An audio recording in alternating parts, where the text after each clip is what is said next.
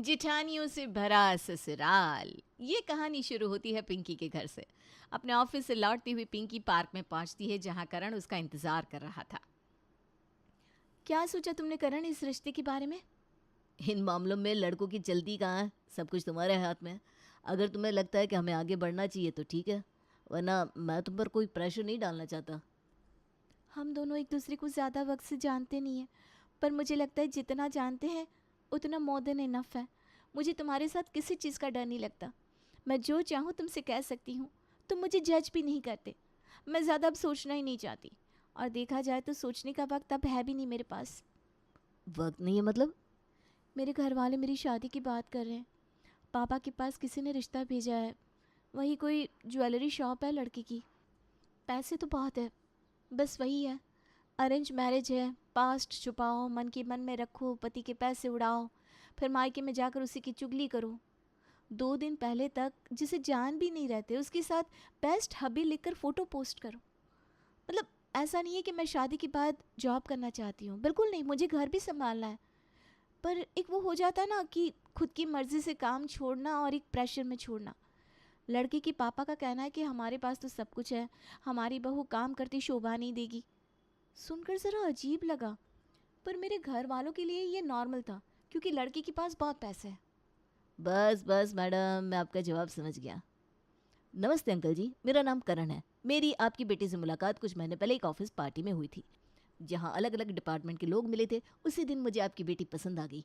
Profession से मैं engineer हूँ, जॉइंट फैमिली का परिवार है, प्रॉपर्टी के नाम पर अच्छी खासी संपत्ति भी है। आप चाहे तो आकर देख भी सकते हैं, और इन सबको हटा दिया जाए तो कम से कम मैं आपकी बेटी को ज़बरदस्ती काम छोड़ने या करने को बिल्कुल नहीं कहूँगा। और अगर वो चाहे तो उसके लिए घर पर एक मेड भी लगा दूंगा। ये स्पीच ठीक है ना? स्पीच? कोई ज़रूरत नहीं है स्पीच देने की। I hate you. अभी तो तुमने कहा कि शादी के बाद बीवियां पति की चुगली करती है, पर तुम तो यहीं शुरू हो गई, और वो भी मेरे सामने। हाय सो बैड। तुम चिढ़ाते हो मुझे। I hate you. But I love you मेरी चुया। और अगले ही दिन अपने पेरेंट्स और भाभीियों के साथ करण पिंकी का हाथ मांगने उसके घर पहुंच जाता है। 1.5 लाख प्लस की सैलरी है अंकल जी मेरी। सैलरी स्लिप साथ ही लाया हूँ मैं। इसके अलावा शेयर्स में भी पैसे इन्वेस्ट करता हूँ तो एक्स्ट्रा इनकम वहाँ से भी हो जाती है। इस शहर में काफ़ी प्रॉपर्टीज़ है हमारी। पेपर मेरे पास है, सब लेकर आया हूँ। बिजनेस वाले लड़कों का क्या होता है ना कि वो बचपन से ही चांदी का चम्मच लेकर पैदा हुए होते हैं। घर में हमेशा कोई ना कोई होता ही है काम करने, तो ना ही उन्हें औरतों के काम की कदर होती है, ना ही वो कभी औरतों का काम करना चाहते हैं। पर मेरे पापा भी सर्विस में थे, तो मैंने देखा है कि कैसे मेहनत करके उन्होंने सब कुछ बनाया है। वो चाहते थे कि मैं इंजीनियर बनूं, तो 12th के बाद इंजीनियरिंग करने के लिए मैं बाहर चला गया। बाहर पढ़ा हूँ, नौकरी भी की है मैंने, इसलिए मुझे पता है खाना बनाना कितना मुश्किल काम है। ऑलमोस्ट सब कुछ बना लेता हूँ मैं। खुद भी बना कर खा लूँगा और पिंकी को भी खिला दूँगा। बाकी आपकी मर्ज़ी। आपको और अमीर घर का रिश्ता तो ज़रूर मिल जाएगा अंकल जी अपनी बेटी के लिए, पर मेरे देवर जैसा लॉयल और प्यार करने वाला लड़का नहीं मिलेगा। ये मेरी बच्ची अभी 5 साल की है, पर जब ये पेट में थी तब इसके पापा शहर में नहीं थे।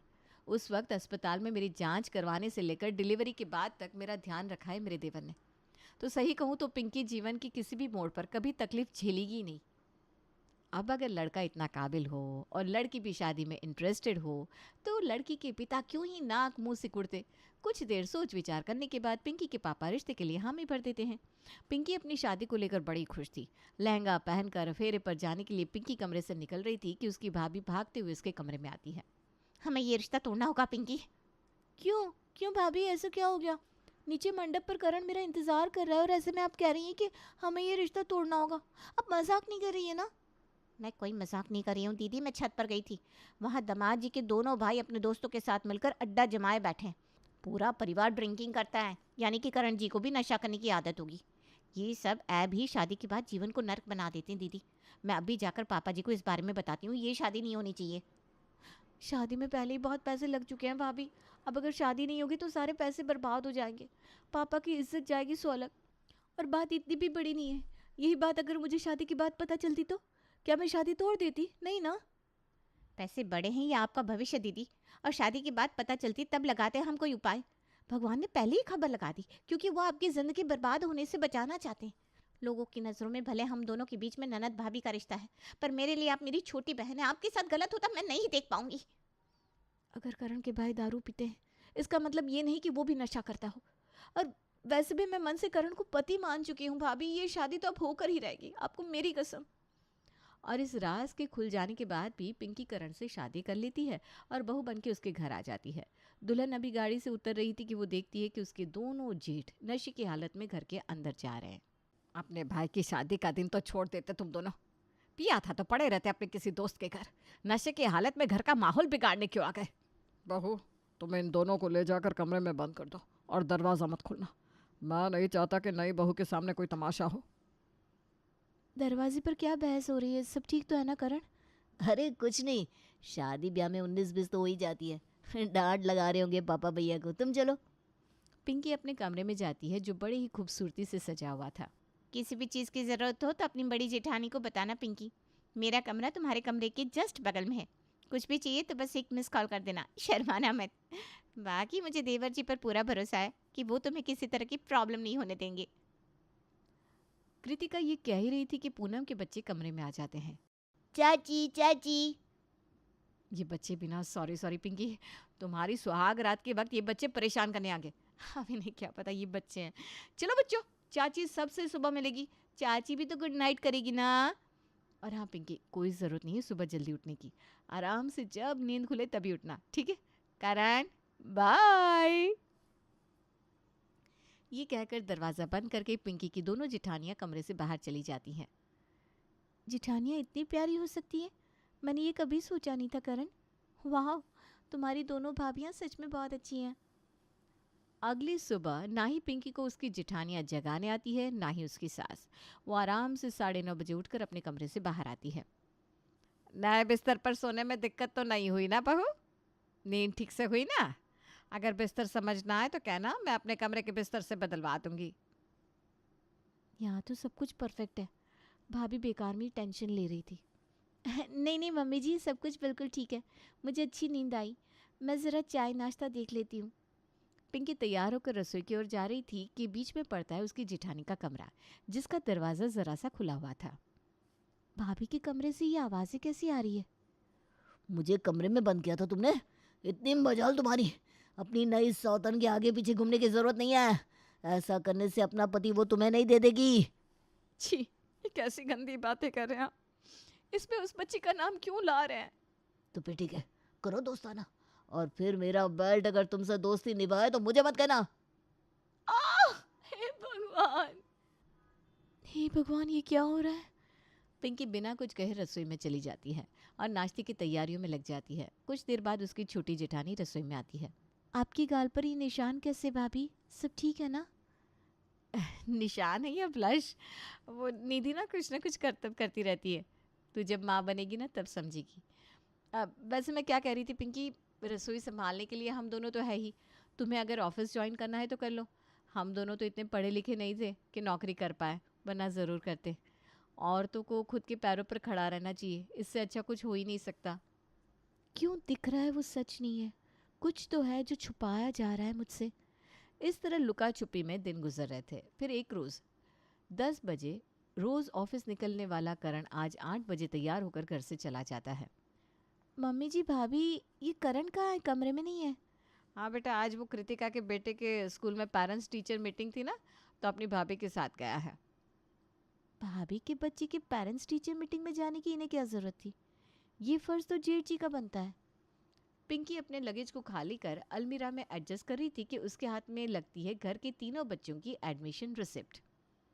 भाभी के बच्चों की एडमिशन रिसिप्ट, फ्री कार्ड, ये सब इनके कपबोर्ड में क्या कर रहा है? ये तो बच्चों के पेरेंट्स की जिम्मेदारी होती है।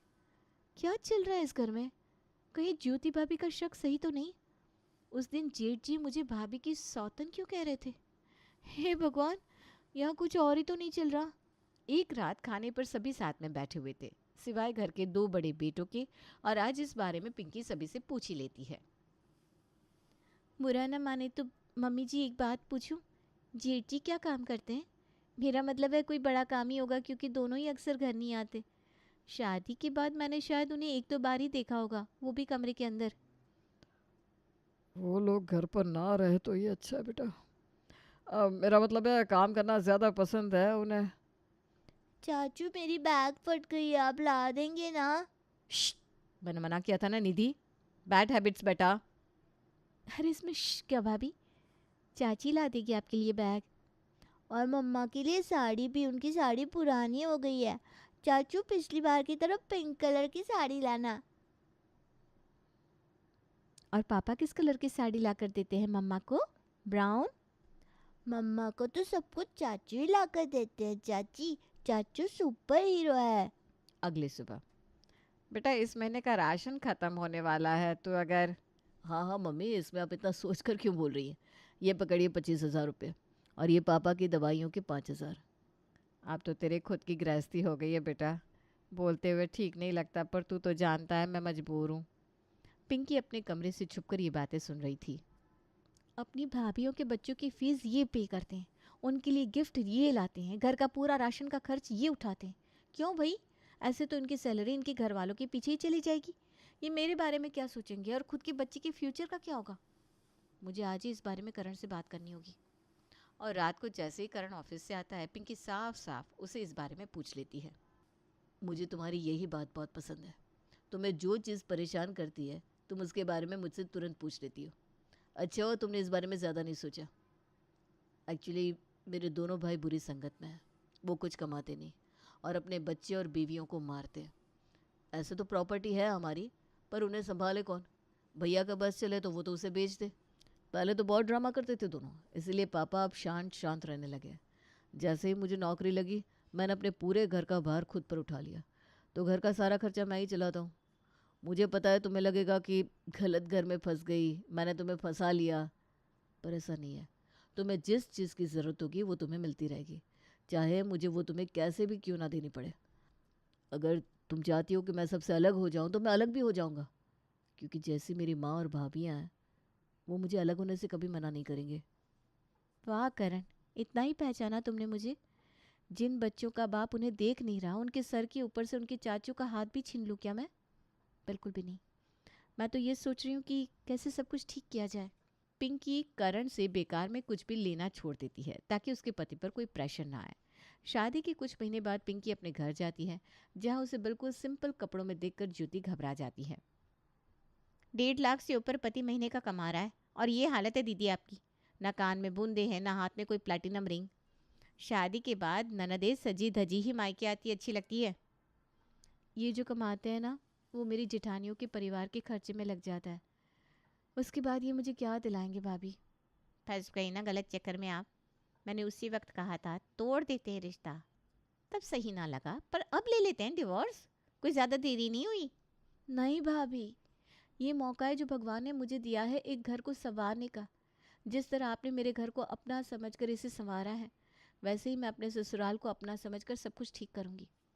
और पिंकी अपने जेठ जी के दोस्तों के बारे में पता करना शुरू करती है और ऐसे ही पहुंच जाती है एक क्लब। तू ना होता रॉकी तो ये ज़िंदगी मेरी सूनी होती। मेरे सारे गम भुलाने में तू ही मेरी मदद करता है। तू मेरा सच्चा यार है। तेरा सच्चे यार के पास फूटी कौड़ी नहीं है भाई। ये सब छोड़, पहले तो एक पैग मार, फिर बताता हूँ। रॉकी इसी तरह राहुल और जतिन को 1-2 बोतल दारू पिला देता है और अपना दुखड़ा रोना शुरू कर देता है, जिसे सुनकर राहुल बिना सोचे समझे अपनी जेब से नोटों की गड्डी निकालकर रॉकी के हाथ में रख देता है।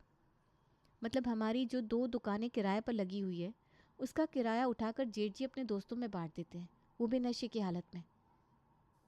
रॉकी, अगर राहुल किसी दिन तेरी मदद नहीं कर पाया ना, तो तेरा बड़ा भाई जतिन करेगा। तू टेंशन फ्री रह भाई। पिंकी इस सारे मसले के बारे में करण को बताती है और दोनों पति पत्नी मिलकर बनाते हैं एक प्लान। रॉकी और उसके दोस्तों के साथ अड्डा जमाए क्लब में बैठे हुए थे। करण नकली पुलिस के ग्रुप को अंदर भेजता है। रेड पड़ी है यहाँ, हमें खबर मिली है कि यहाँ गलत धंधे होते हैं। आपने दरवाज़ा बंद करो, कोई बाहर नहीं निकलेगा। गैम्बलिंग करते हो तुम लोग, सट्टा खेलते हो। मैं कुछ नहीं कर रहा था सर, वो तो ये दोनों लड़के, ये हमें बहला कर यहाँ ले आए। मुझसे न जाने कितने पैसे भी लूट लिए इन दोनों भाइयों ने। आपको विश्वास नहीं होता तो मेरा मुंह सूंघ कर देख लीजिए। मैंने दारू भी नहीं पिया। ये दोनों नशे में यहीं पड़े रहते हैं, रोज का अड्डा है इनका ये। अगर आपको पकड़ना है तो इन्हें पकड़िए सर। रॉकी की बात सुनकर राहुल और जतिन हैरान रह जाते हैं। भाई ये क्या बोल रहा है तू? मैं तेरा यार हूँ, मुझे धोखा मत दे भाई। जो अपने माँ बाप का नहीं हुआ, अपने बीवी बच्चों का नहीं हुआ, वो मेरा क्या होगा? चल बे। सर इसे गिरफ्तार कर लीजिए। पुलिस राहुल और जतिन को लेकर पुलिस की जीप में भर देते हैं। दोनों भाई फूट फूट कर रो रहे थे, तभी करण वहाँ आता है। अपने भाई को ऐसे पुलिस वालों के हाथों कैसे गिरफ्तार होने दूंगा मैं भैया? जो दोस्त आपको इस नशे की गलियों में लेकर गए थे, आज उन्होंने ही बुरे वक्त में आपका साथ छोड़ दिया ना। हमें अपनी गलती का एहसास है भाई, हमें बचा ले। मैं कसम खाता हूँ आज के बाद कभी नशा नहीं करूँगा। मैं भी नहीं करूँगा। इस दिन के बाद दोनों भाई गलत रास्ता छोड़कर अपनी जिम्मेदारियां उठा लेते हैं और पिंकी का ससुराल खुशहाल हो जाता है।